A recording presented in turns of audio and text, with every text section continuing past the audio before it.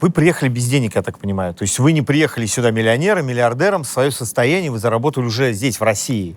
Если я не ошибаюсь, это было $300 на карманы. То есть $300 у вас было в кармане, и вы приезжаете в холодную, незнакомую Россию и становитесь миллиардером. Ну, это какая-то такая прям история магическая.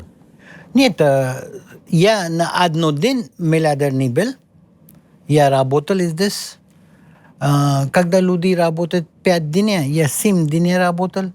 Люди работают 8 часов, я работал 12 часов. Да, я трудолюбительный человек. Я без выходной работал и без отпуск работал. Как все сразу не получался, я понимаю, все получается постепенно, потихоньку, и есть свое время. Я не получал деньги, почему я куда-то воровался. Я получал деньги, я как правильно рассчитался.